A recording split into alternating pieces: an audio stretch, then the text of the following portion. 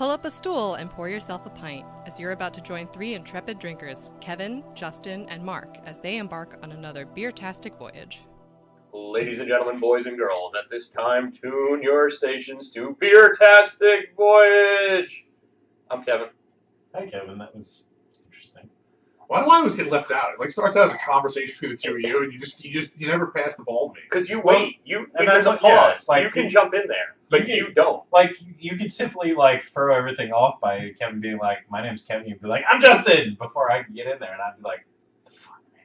I know, but I like order and like ruly things. Like You realize, though, that, like, I've gotten past it now, but for the longest time, it's bothered me and it's because you just waited, like, when we started doing this, that I said I was Mark because you were just sitting there, because everything on our website says Kevin, Justin, and Mark. And that is never the way we've introduced ourselves on the podcast. And it bothers me. I have a level of neuroses, and it's definitely there. Everyone knows it. That goes so much deeper because I've never noticed that. I like things to all be the same, but I've told you that I fucking put my highlighters back in the package in the order of the visible light spectrum. Like, you know this. I do know this. And also, when Mark writes down what the different ratings are and stuff in there, he does it in the ratings that says in the order that you have on the website, which is not the order that we introduce ourselves in. Like, the order we introduce ourselves in is the only thing in which we introduce ourselves in that order. Like, the only time it's in that order. But is that one the same as everything else? What? The way it's listed on the website, is it always listed in that order? Yes. Interesting. Because it's Kevin, Justin, Mark. All right, cool. All right. So I'm Justin. Are we live again, Mark? Hi, everybody. Hi, guys. Yeah, I'm And Justin. gals. And other quadrupeds and bipeds and other creatures of ill repute. Maybe somebody's cat, you know. Probably. Well, 4 of my cats listening right now going, this bitch is at home. We're going to puke everywhere. So today, we are revisiting, as Mark gets that hairball out, we are revisiting Blind Bat Brewery in Centerport. And if you want to know some more of the backstory about Blind Bat Brewery, which is a hard one for me to say, despite my love of alliteration, go back to episode 8. You can find it all the way back in the beginning of the archives. The short version is our friend Paul started a small, what he calls cottage brewery in 2008, and he brews some really, really cool shit. He puts honey and all sorts of basil and all sorts of herbs in his beer. And today we're going to have some really funky stuff with potatoes and oysters. He also has a penchant for smoking his own malt. Yeah, I was going to say, and he's got a pretty deft hand at smoking malt, too. Yeah. And today, Justin touched on that we have some funky ones. What do we have? We have a potato stout. This is actually one that I've wanted to have for a long time. I believe there's an oyster stout in there. A smoked oyster A stout. smoked oyster stout, which I am very excited to try. He's big on local ingredients too, like the potatoes and this were from, and I have exactly where everything's from. He was nice enough to answer some questions for us. Hopefully we'll get him on the podcast soon. But local potatoes, local Long Island Sound oysters. Yeah, the potatoes are from Golden Earthworm Organic Farm. Out in Jamesport, New York. Yes. And the last one that we're going to have is a Belgian dark ale called... No, we're going to have the second. we're Sorry. going to drink But both. it's a Belgian-style Velvet dark ale called Velvet Hammer. Yes. So let's get started with the potato stout. Do we know anything? Have you guys ever heard of a potato stout before? I know that he makes one.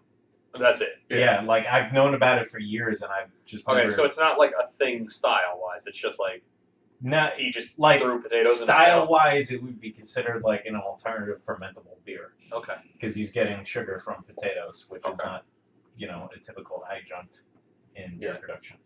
Yeah, the 6.3% ABV. Rocking with this one. Okay. Yeah, the basically on the front it says twice mashed as well. Interesting. Yes. Why brewed with potatoes? Potatoes add sugar that supply dryness to this extra dry stout. Okay. So Aroma wise, I'm getting a good I would say medium roast. yeah, medium roast smells almost like cold coffee. Not like a cold brew coffee, but just like coffee that's been sitting around and has gone cold. It's got some roast and like A little bit of subdued to the roasts. Yeah, it's not very strong, but I also get like a hint of acidity in the aroma. Yes, and it follows through into the flavor. And I was wondering if it was on purpose because at first, when you have it stout, it's got that kind of tangy flavor to it. It says right on the side of the beer, like you said, the organic potatoes are grown by the Golden Earthworm Organic Farm, and they're peeled, cooked, mashed, and added to the mash with the barley. And it said a tad tangy, tart, dry, and roasty with light notes of espresso and bitter chocolate, which I don't know if I could say it better myself. Well, before you read all that, I try to say tang is the number one thing that kind of sticks out. It's a little weird in that sense. Like I wasn't expecting a tanginess to it. When you say a dry stout, I don't expect tang. I like it though. It's kind of funky. Yeah, I like it too. It is a little funky, but I like it. Me too, and that's one of the reasons why when I saw that on there, I was excited because typically when you tell me you're giving me a stout, if I had that tang in there, and it wasn't mentioned anywhere else, I'd be like, what happened to this? Right. But being that obviously that some character being given to it by the potatoes, at least according to the bottle, and I do dig it. It is pretty dry too, especially for something with that amount of tang. Yeah, it's very, very dry. Very dry finish. Yeah. I'm looking at the new beer flavor map that is adorning the walls of Studio 1A, and I'm trying to find a word to really describe this well. Let's see. This is great radio. Let's all stare at the wall. Yeah, stare at the wall. Hey, but I wait, wouldn't put it. it's So not just great radio. They can watch us stare at the wall on YouTube. But too. they can't see the wall on I YouTube. know that. We'll cut a picture. It's even better. Mark, you can cut a picture of it in there. I don't know. I might get hit with like a copyright infringement. All right. Well, so what we're looking at is a map of various flavors, such as fruity, floral, sweet, aromatic, spicy, herbaceous, and then it goes on to talk about the different kinds of mouthfeel varieties that you might have, some of the different words that you would use to describe the taste, some of the subsets of fruity, and it comes here just a lot of verbs. Yeah. I'm sorry, adjectives. Not an English major. Right. And I'm not really seeing one that explains it. I wanted to say herbaceous, but it's not really that. But I think for me, tangy is the best. Yeah, tangy might just be that best one. Tangy tart. Now, you mentioned like dark chocolate, and I'm not getting that dark chocolate bite. It's bitter. It says bitter chocolate. Yeah, same thing basically. Dark chocolate's more on the bitter end of chocolate, but Yeah. I get a little bitter chocolate, I'd say, in the finish. But the tang for me, in a good way for me, overwhelms my palate. I think it's an interesting spin on it. Mark, what's your thoughts on it? Yeah, it's a little funky, but I enjoy it. If I'm gonna give this rating, I'd give it a pint. Yeah, I'm ready to pint too. I think it's really cool. The idea of putting potatoes in there is really neat, especially for a stout. Because if I'm thinking of potatoes, I'm probably going to think of a lighter beer the same way that I think of potatoes and vodka. Yeah. I'm going to cap the trifecta here with another pint as well. That the tang's a little too much that I don't really want to go beyond the pint. But I think a pint of this is just interesting enough to kind of say, okay, it's not your everyday stout. And it comes in a 16-ounce bottle, which, if I was going to screw myself over in terms of putting in ratings, I would say that the 16-ounce bottle is perfect. Actually, it's 500 milliliters, 16.9 ounces if we're going to get overly specific, but I think that's a little crazy. Yeah, I think it's the right size. And if anybody's wondering where you can get such things, your best bet is to either go to Bellport Cold Beer and Soda, that's where we got these, or you can DM Paul on Twitter. Or any of the social medias. And tell him where you live. He'll tell you where you can get his stuff at, because it's not the time of year where you're going to find him at farmers markets. Yeah. But in the springtime and in the summertime, I know he hits a lot of the farmers markets and stuff like that. Yes, he does. Number 2 is a Belgian Dark Strong, Velvet Hammer. Yes, sir. Now, I know there's another beer called Velvet Hammer out of one of the Texas breweries. What did we say it was? Something or other? No, something with a P. Oh, it is Pedicolis. Yeah.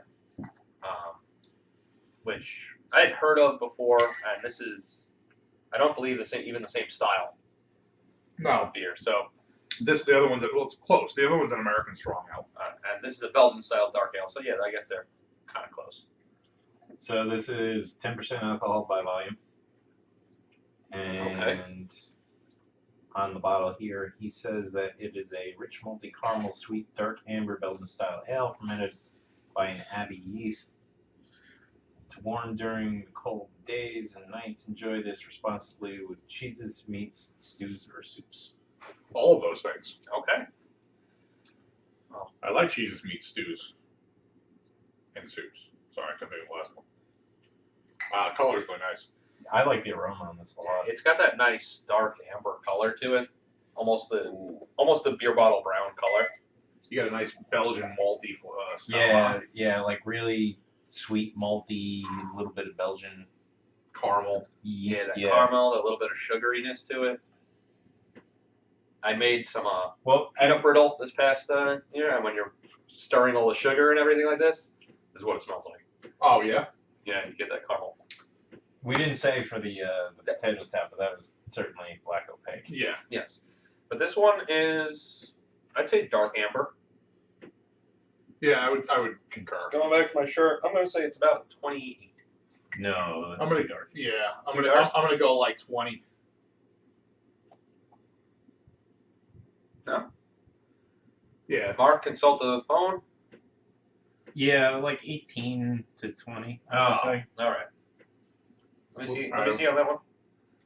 One for the good guys there. Yeah. If anybody wants to play along at home, the BJCP 2015 app has an SRM thing in it, so you can pour your beers out and argue with your friends about whether or not it's 1.7 or 2.6. Right. It's half the fun. I will agree that 28 was too much, but I think around 20 is probably. Yeah. So flavor-wise, I think that it tastes like it smells to me. Maybe a little bit less sweet than the aroma, but I'm enjoying it. No, it's good. It's the Belgian yeast character isn't very strong. No. It's not very. The phenolics are very restrained. It's not really peppery at all. Which Is anybody else getting the bubble gum? Yeah, a little bit out of Bubblegum, bubblegum, right? Yeah, it's out of bubblegum. it's at the other end of the spectrum Yeah. from the Belgian. Yeah. The that's like when you smell it, that's kind of what you get. You get like that like Bazooka Joe bubblegum smell. Yeah, and that's a product of the temperature of fermentation with the yeast, right? So if I'm remembering correctly, I usually get this the opposite of what it actually is. But the hotter you go, the more of the pepper end you are, and the cooler you go, the more like banana bubble. I believe so. Yeah. That'd be interesting. One of the things I'll write down to ask Paul is, did he go cool? What's your fermentation schedule like? Yes. Do you have a brew pot?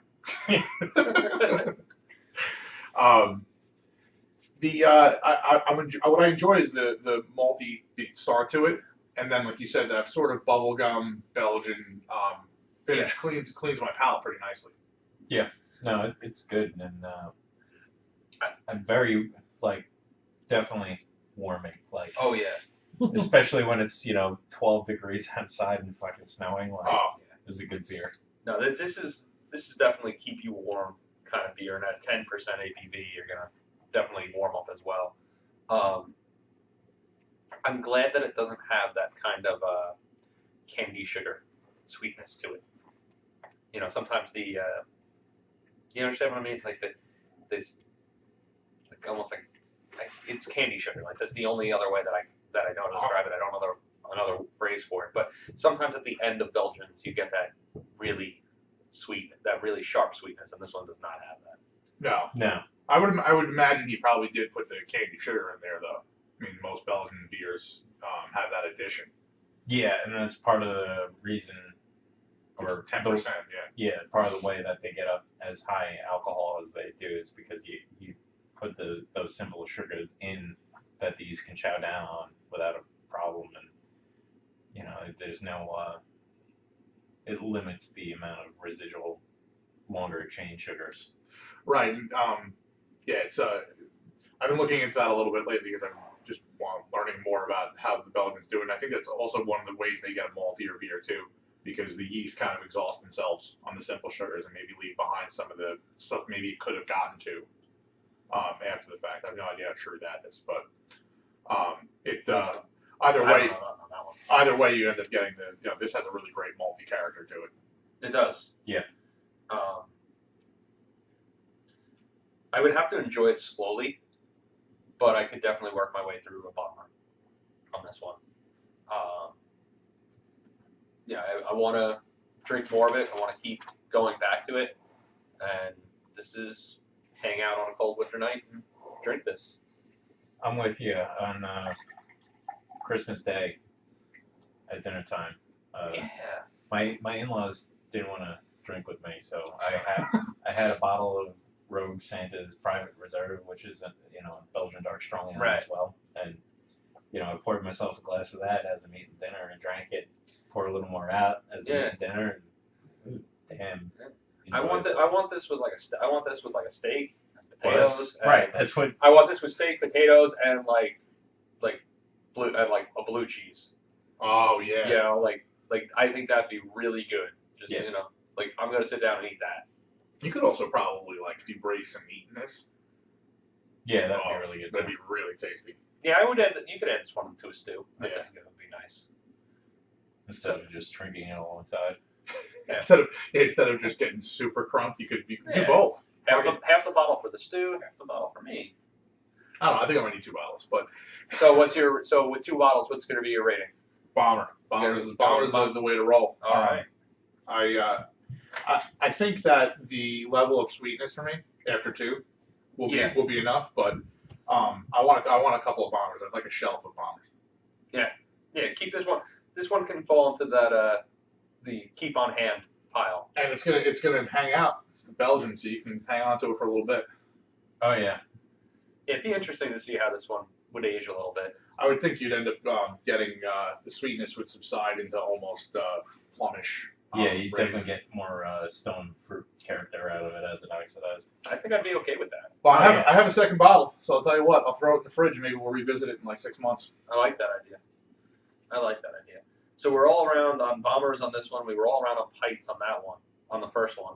And the last one is probably it's not the most different one because I've heard of oyster stouts before, but to have a smoked oyster stout and never having had an oyster stout alone before, I'm really interested to try that. I've had Greenport Harbor's oyster stout, Yeah. which I remember enjoying, and I want to say maybe I did have it then, but I don't remember it. I'm not 100%. In a previous episode, we were talking about Fire Island. He may have given me their oyster stout, or the oyster stout may be in the fermenter, but we weren't talking about it. And I asked him because oyster stouts can be made 3 ways. Like you could throw the whole oyster in the beer, which Like is shell and animal, right all together. Yeah, which is what Paul did here. Like he took the local oysters, smoked those, Right. and then those whole went into the I believe the mash. Okay. Or maybe it was the boil. Yeah, I was just checking on that. Or you what are some of the other methods? So you use just the shells after they've been chucked, Okay. and you get a salty and mineral character out of them. I could see that might create an interesting kind of And then the third option is when you chuck the oysters, there's the liquid in there with them. Yeah. That's super salty and whatnot. Yeah, Like, you pour that off and then just take that liquid and add that in. I feel like that would be the least desirable. After having I don't disagree with you. I just know that that's one of the No, but just possibilities. after recently having the sea salt one from Fire Island, I feel like just the salty liquid from inside an oyster would be not quite as desirable. Yeah, the other thing is this is like we had mentioned, it is smoked, Right. and it's smoked over alder wood. All right, now I'm not familiar with the alder tree. I know that it's What it a semi hardwood, but I don't know a lot about it. Yeah, I don't know much about its smoking characteristics. Yeah, it's not at all. It's we're looking at 3.9% with this. So Okay. what I'm going to say before pouring this or smelling it is I hate seafood for the most part. Like I might eat some shrimp and stuff. I worked on a slew of fishing boats, so I've had my fair share of bait, Right. and I don't dig on like briny that smell or anything. Yeah. So I'm a little frightened for myself. But we'll check it out. And I've seen oyster stouts before, and especially early on in like my craft beer journey, I would see them, and I thought it just never occurred to me that somebody would actually put oysters in there. I remember asking Mark a long time ago when I saw, I think it's Pearl Necklace from that really aggressive company, Right? Yes. The way they do Arrogant Bastard, I think too. Oh, not Stone. Flying Dog. Flying Dog. Yeah. I always mistake that. Yeah, the fucking idiot that was like, oh, we're trying to impeach my First Amendment. First Amendment rights. So Oh, yeah. I'm going to build my own clubhouse. Right, exactly, for his aggressive branding. But I always assumed that no one would actually put an oyster in beer, but I was obviously totally wrong. Now, I actually do like. I'm a big fan of seafood. I love fried oysters. They're delicious. Not just because they're fried, but I think they're awesome. And I will eat oysters on a half shell. Like, love them. My wife and my They're father great. will do it too. Yeah, your wife is one of the few people, and I think your wife too. Oh, yeah, my like, wife. If If there's a raw bar, yeah, my wife was like, oh. yeah, your two wives. Like, I know a couple times we've been out to dinner, and it's like, all right, me and your two wives, we're like, okay, we're gonna get a big plate of all the raw stuff, and you two with my wife, they're like, yeah, we're not touching that shit. Yeah, we don't want any of that. I'm good on Can that. we get some nachos? Yeah, can I have some normal This has shit cheese down on it, right? Yeah, let's get that. Whoa. But I will say that I get I pretty much get a stouty smell. I would not suspect oysters. No, I definitely pick up the smoke in the aroma. Oh, smoke, yes. Yeah, there's a little bit of that in there. Yeah, I definitely do get smoke. I didn't really identify the smoke at first, but it's there. It was I was getting it more as roast, but there's more. Yeah, smoke it's a little faint, but there's a little bit of the smoke. That's exactly. It just smells like it was there and it kind of got blown away by the breeze, but it's there a little bit. It's Kevin, I know you do some meat smoking, Justin. You haven't really done this, but like it smells like your sweatshirt. Yeah. The next day. Yeah, it's old smoke. Yeah, like after you smoked. Yeah, it's old smoke that's kind of been blown away a little bit. I had a sip. Yeah, this is fucking awesome. It's good, yeah. Yeah, I honestly, if you just gave this to me and said, here's a stout, I would be like, I'm down. But I do get a hint of the salt. Yeah, there's a little bit of saltiness. Oh yeah, especially as it sits on my mouth. I'm sorry, it's just really surprising me as I kind of just sit here and don't have another sip. It's there in a great way. It tastes awesome. I get some, I taste the smoke a little bit too. It's a nice balance between them both. I really enjoy it. Yeah, I agree. This is definitely tasty. But if I wasn't told it was an oyster stout, I count this as a good thing. I might not have picked out all of that, but there's definitely a brininess as you keep drinking it, which I'm enjoying a lot. Yeah, I feel like Kevin is really confused. I'm not sure. I am really. Can't decide to be like. No, I am really confused. It's not unpleasant, but I can't decide if I'm enjoying it. Like I'm confused. I'm very confused by this beer right now. You get a little bit of the smokiness. No, I don't want the cracker right now, but thank you, Mark. There's a little bit of the smokiness, and there's a little bit of a sweetness to it that I'm getting. Are you guys getting a little sweet there? It has a hint of sweet. Then there's that little bit of the brine that you were talking about at the end of the sip that kind of cleans it off a little bit. The mouthfeel is very thin, which I think that's partly having to do with the fact that it is so low ABV. It's right. 3.5, 3.9. Yeah, 3.9. It's really low ABV, so I think that's contributing to the. I feel like I want a little bit more texture in the mouthfeel. They're just a little bit more. Maybe not viscosity, but I just want to feel a little bit more. You just want a little body on there. Yeah, a little bit more body to the beverage. It's not unpleasant at all. I like it. I kind of like it, and I'm just not 100% certain why. See, that to me is my favorite. Whenever I eat something, especially when I'm expecting to not like it. Like I wasn't expecting to hate this, but I really wasn't expecting to really enjoy it. Yeah. I'm gonna taste a lot more oyster stouts, like a lot. Yeah. I kind of when we were Mark, when you were talking about the different ways that they can be brewed, I was kind of when you said mineraliness from the shells, which is just in that one way of doing it, I was kind of hoping for a little bit more of the mineral kind of finish there to it, to maybe provide some of that body to the flavor. I think that would just contribute to flavor. I don't necessarily think that like dissolved salts in the water. No. And that's why I just said contribute to the flavor. That's why I said to the flavor, not to the texture. But I understand what you're saying. I understand what you're saying there. I do kind of like it. I'm gonna go back and have a few more sips. So maybe you guys share your ratings while I try to figure this out. Yeah, I'm gonna call it a bomb. I feel like that salt character may not be something I want to drink a lot in one sitting, but again, this is going to go right back to the category with of a bomber with the Velvet Hammer.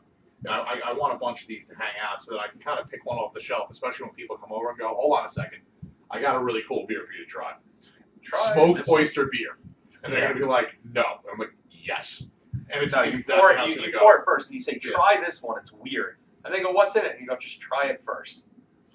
Yeah. Then you tell them. Well, no, that's probably the way to roll. I'm very or you just check first. Do you have any food allergies? Well, that's a good point. I don't know if that would apply here, but yeah. And I wanted to ask you. Oh yeah, I mean people have shellfish allergies. Yeah, oh yeah. I don't know if that would if they would still affect them in the beer. Oh yeah, good point. I don't know. I would probably check. I would probably say yes. I wanted to ask you. So you mentioned sweetness, and I agree. There's definitely this kind of sweet sour thing going on, which is I think my favorite part. Right. The oyster itself, when you like have one on a half shell, I've had people refer to them as sweet before, and I know it's not like cake sweet, but no, they can. It is a very similar in this kind of sweetness. It's almost like a pistachio, right? Like you get a good pistachio. You ever have just shelled pistachio nut? Sometimes you get a good one, and it's like perfectly salty and sweet, and it's really good. And then you have a couple more, and they're all like okay. Then you get that one that's burnt and tastes like shit, and you're like, I'm angry, I don't want to eat any more of these. Right. But then you'll get one more of the one that's like perfect.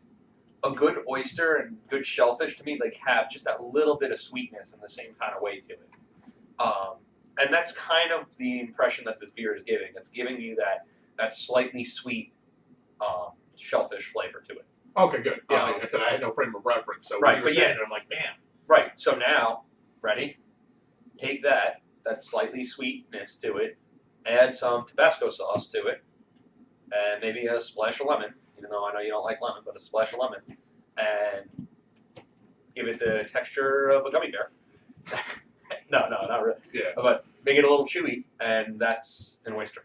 Yeah, I can't get past the texture of like see this giant booger. Chow down on this giant booger. It does look like a giant booger or a loogie or whatever you want to, like you cleared your throat and put it in their shell. I get that. But yeah, it's still pretty good. How about you, Mark? What's your rating on this one? I'm gonna give it a bomber as well. It's good. I enjoy it. It's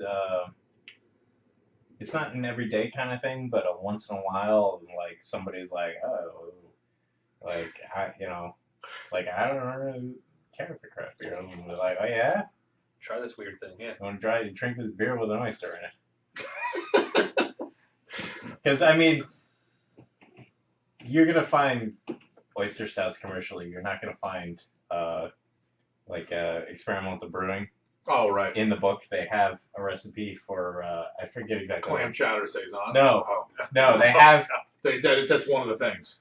Yeah, no, they have another recipe where like you put chicken in the beer. Oh right. Yeah. I need chicken for my beer.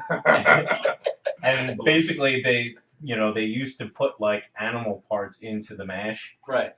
Back in the day to actually get like nutrients out of the meat that was necessary for the yeast to have a healthy fermentation. Okay. Interesting.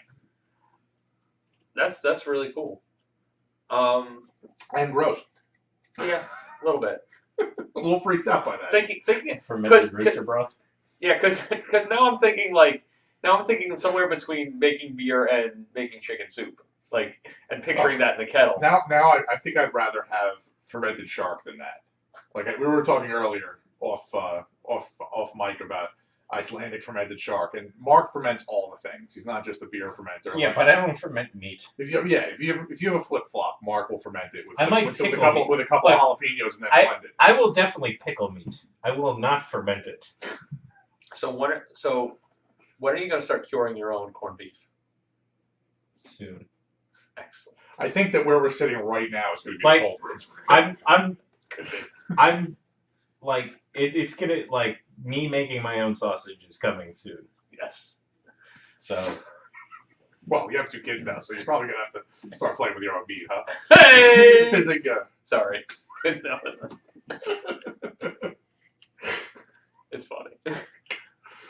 For me, this is gonna be a pint. I like it. It's interesting. I don't think I want a second glass of it, but I'm glad that I tried it, and it's interesting.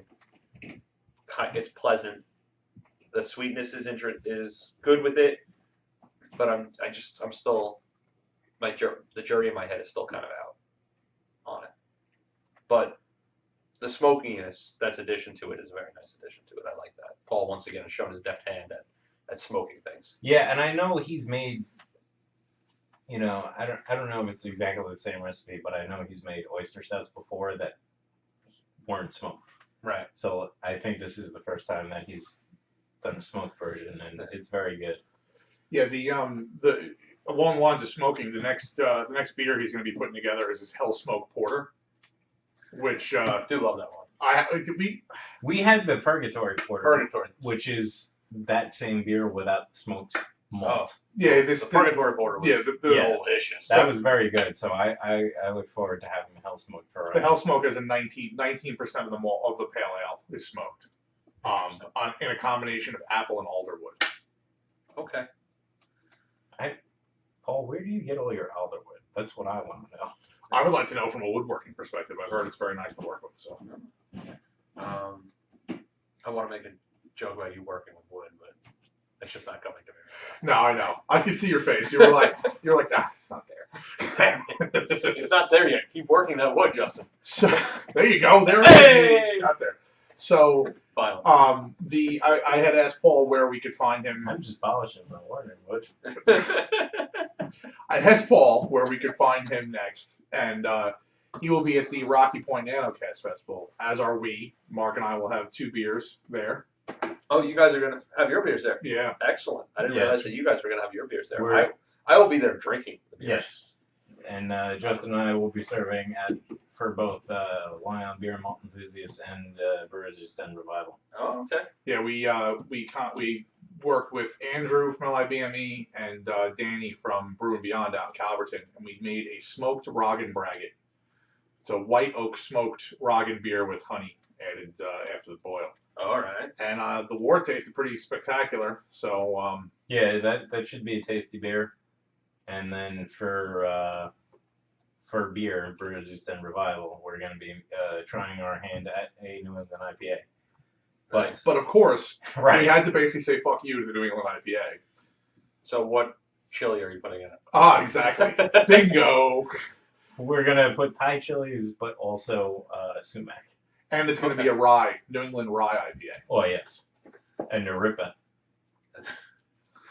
She's the one that works on the Today Show, right?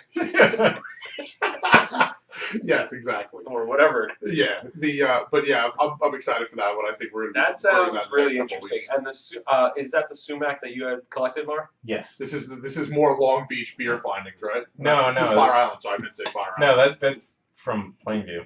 Oh, really? Yeah. Oh, I thought you got them at the same time you get the beach one. No. Indigenous Plainview sumac. Holy That's shit. right.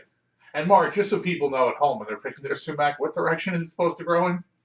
Oh, the berry clusters have to grow upwards. Okay, so the upward ones you can eat. So if it looks like it's happy to see you, you can eat it. Yes, if it looks like, it's pretty excited, Yeah. then it's safe to eat. If it's hanging down, Okay. And like- If it looks sad, it's trying to kill if you. it's hanging down and flaccid, Hit that one more time for me. No flaccid. All right, so what we've learned is no flaccid sumac. Got it. Got perfect. But yeah, I'm excited for both of them. It's going to be the first time Mark and I have any beer that like civilians are going to drink. I'm hoping that they taste good, and if they don't taste good, I'm hoping people hit that one last and they're already too drunk to know. There you go. I will just be wandering around drinking all the beers. I will also be drinking all of the beers. And this time I didn't schedule a beautiful birthday dinner afterwards. So this time when I'm screaming at Mark that I can't find my wallet, he could just dump me on the side of William Floyd Highway and drive away. Yeah. We're gonna go down somewhere on somewhere down Whiskey Road. You're just gonna find Justin laying in a ditch. No, I'm gonna be standing in a pile of duck crap taking a piss like last time. But I'm excited that we were able to get some more beer from Paul. Can't wait for the Hellsmoke Porter. I can't wait to see what concoction he brings to the NanoCast Festival. Yeah, that should be interesting. Last year, it was... He had the only sane beer in the building last year. Yeah. And I think it was at like a 5 something. It was like a Belgian Golden Ale, right? Yeah. Yeah, It was a collab with Bridge and Tunnel. Yes, exactly. Everyone else there was trying to just put us under the table, and Paul's like, hold on, this is a refreshing beverage. Well, that's also part of the reason why we can't just make a New England IPA. We got to put chili peppers and sumac in there. Plus, if we just made a New England IPA, people would be like, what happened to you? Right. I would worry about you guys. Yeah, I would too. But I'm looking forward to that event. That was a fantastic event last year. Yeah, and if everybody, it's February 17th, and I feel like we're screwing ourselves because it's a beautiful event. But I hope everyone comes and supports it so that the event keeps going. Yeah, it's definitely a fun time, and I know a lot of the breweries enjoy it as well. And they usually bring some interesting stuff. And if you can't get there, we will recap it here. Yes, we definitely will. So after we sober up. But yeah, it'll be a couple of weeks before we're able to talk about it. It may take a few days to dry us out. Well, you guys have anything else for tonight? Nope. All right. Well then, cheers, everybody. Cheers. Export to MP3. No doubt. If you enjoyed Beertastic Voyage, please be sure to subscribe wherever you get your podcasts, and don't forget to review and rate us. The guys can be found online at www.beertasticvoyage.com, on Facebook at www.facebook.com/beertasticvoyage, and Twitter and Instagram at Beertastic Show, or send them a good old-fashioned email at beertasticvoyage@gmail.com. Thanks for listening, and cheers for local beers.